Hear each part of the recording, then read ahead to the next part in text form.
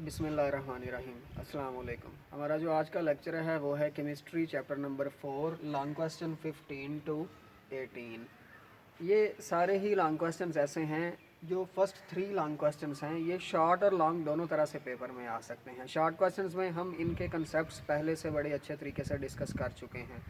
इनको again discuss करने का मकसद ये है कि क्वेश्चन की स्टेटमेंट को समझा जा सके और ये अंडरस्टैंड किया जाए कि ये ऐसे क्वेश्चंस हैं जो शॉर्ट लॉन्ग दोनों तरह से आ सकते हैं। ये एक्सरसाइज में भी इनकी स्टेटमेंट दी हुई है और टेक्स्ट बुक पे जहाँ वो पेजेस जहाँ से इन क्वेश्चंस को इनके आंसर्स को लर्न करना है वहाँ पे भी इनकी स्टेटमेंट्स और हेडिंग्स दी हुई हैं। तो पेपर में कंफ्यूज करने के लिए वो कभी एक्सरसाइज में से स्टेटमेंट दे देता है, आंसर वही है, या जो टेक्स्ट बुक में जहाँ से आंसर लर्न करना है वहाँ से हेडिंग दे देता है, तो फिर भी आंसर वही है। ये शॉर्ट लॉन्ग दोनों तरह से आ सकता है। आए इसकी अरेंजमेंट्स की तरफ और इसकी प्रेजेंटेशन की तरफ चलते हैं। Long question number 15 is difference between what is the difference between polar and non polar covalent compounds. हमेशा जहन में रखें, यहाँ पे पोलर और नॉन पोलर कंपाउंड्स की डिस्कशन हो रही है, पोलर और नॉन पोलर कोवेलेंट बॉन्ड्स की डिस्कशन नहीं हो रही है। तो ये जो शॉर्ट क्वेश्चन है difference between polar and non polar compounds, आप वो वाला याद करेंगे। बुक से मैं पेज नंबर भी नोट करवा देता हूँ। तो देखें जो बच्चे इंग्लिश मीडियम हैं वो पेज नंबर 69 खोलें और जो बच्चे उर्दू मीडियम हैं वो अपनी टेक्स्ट बुक से पेज नंबर 82 खोलें। तो इसकी क्वेश्चन की स्टेटमेंट ये है, what is the difference between polar and non polar compounds. तो पोलर और नॉन पोलर कंपाउंड्स में क्या डिफरेंस है, ये आप एज इट इज़ जैसे शॉर्ट क्वेश्चंस में भी अरेंज किया हुआ है उतना ही लर्न करेंगे। हेडिंग ये दे देंगे polar and non polar compounds. Paper में ये इस तरह से भी आ सकता है, describe the physical properties of polar and non polar covalent compounds. अगर पोलर और नॉन पोलर कोवेलेंट कंपाउंड्स की फिजिकल प्रॉपर्टीज़ पूछे, आंसर तब भी यही होगा।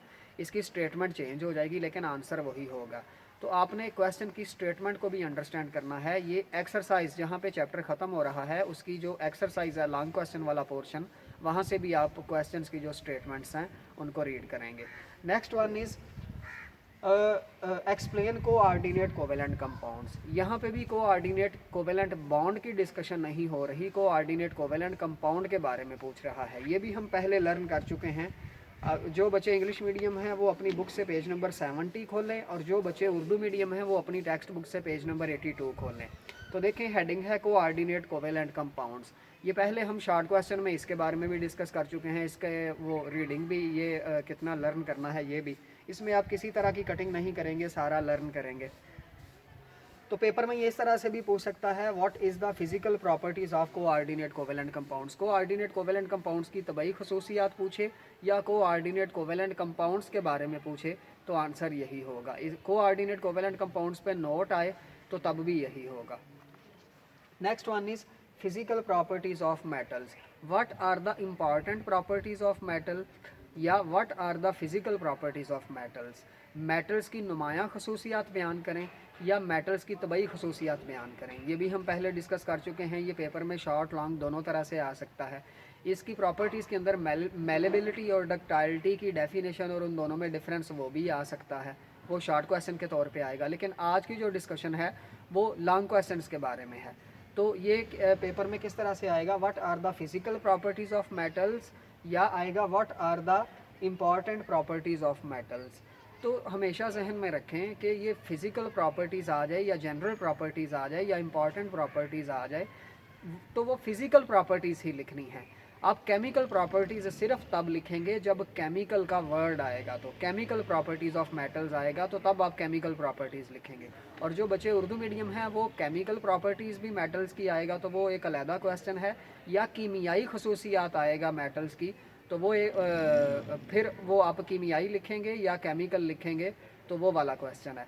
लेकिन यहाँ पे जो डिस्कशन हो रही है वो जो बच्चे उर्दू मीडियम हैं वो अपनी टेक्स्ट बुक से खोलें पेज नंबर 82, मेटल्स की तबई खसूसियात या मेटल्स की नुमायाँ खसूसियात। और जो बच्चे इंग्लिश मीडियम हैं वो है physical properties of metals, important properties of metals या जनरल प्रॉपर्टीज़ ऑफ मेटल्स।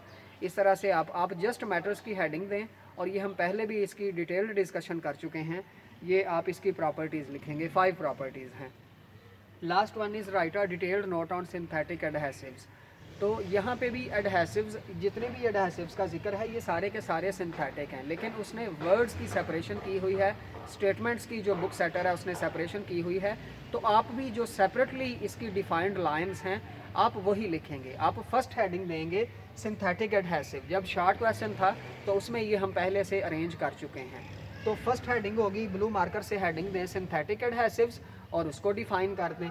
उसके बाद आप हेडिंग दें इपॉक्सी एडहेसिव्स, तो उसको टेक्स्ट बुक से डिफ़ाइन कर दें। उसके बाद आप हेडिंग दें स्ट्रक्चरल एडहेसिव्स, तो उसको डिफ़ाइन कर दें। एंड एट लास्ट आप हेडिंग दें इंजीनियरिंग एडहेसिव्स और उसको डिफ़ाइन कर दें। तो प्रेजेंटेशन इसी सीक्वेंस में होगी। आप ब्लू मार्कर से हेडिंग्स देते जाएं और इनको डिफ़ाइन करते जाएं और आपका लॉन्ग क्वेश्चन जो है वो अरेंज हो जाएगा। क्लियर?